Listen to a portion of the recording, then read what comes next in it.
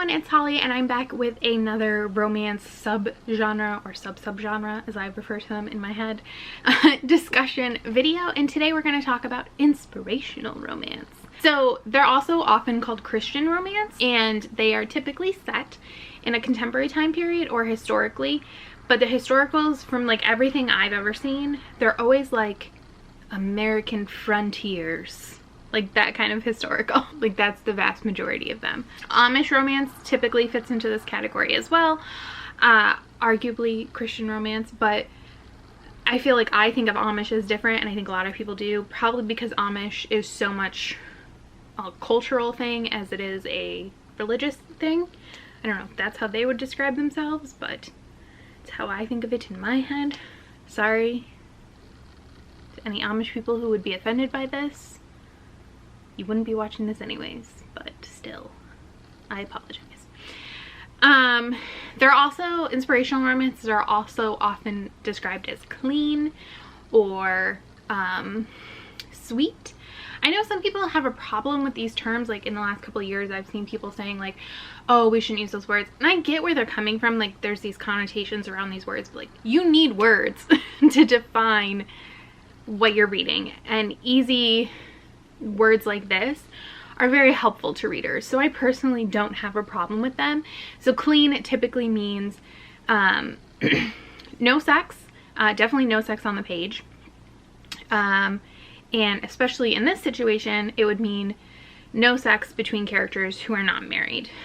So that's typically what that means. Doesn't mean that these stories, and sweet doesn't necessarily mean that they're not darker, that they don't deal with difficult subject matter. It's just different in tone a lot of times. Also in like my limited, I'll admit, experience, but from research I've done as well, there's usually limited physical contact. That doesn't mean that there's not like romantic or sexual chemistry. There is. A lot of times it'll be like touching or like hand touching, not other kinds, but like that kind of thing, like very like old school, as if people didn't, you know, have sex hundreds of years ago, but very like chaste touching, which I think in a way is like, it creates a different kind of tension, and I think sometimes, especially in the right author's hands, it works really well. It's like the ultimate of slow burns. Also, faith, unsurprisingly, plays a large role in these stories. So it's typically a defining characteristic of one or more of the characters. Maybe one or more of the characters is going through like a struggle of faith, and as they go through this journey, not just the romance but other things, their faith is typically strengthened through all of this.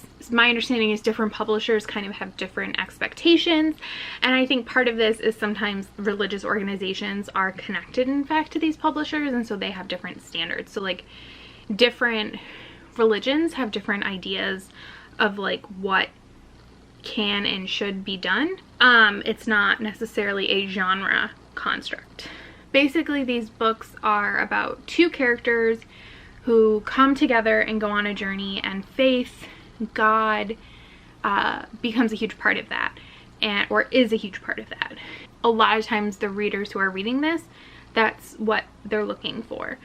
Or like me personally, like it's not what I've been looking for when I've read them. I've mostly read them just to like experiment and try different things and whatever.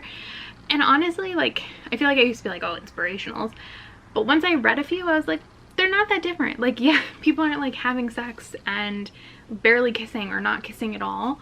It's still a romance, and it's still a story about two people coming together.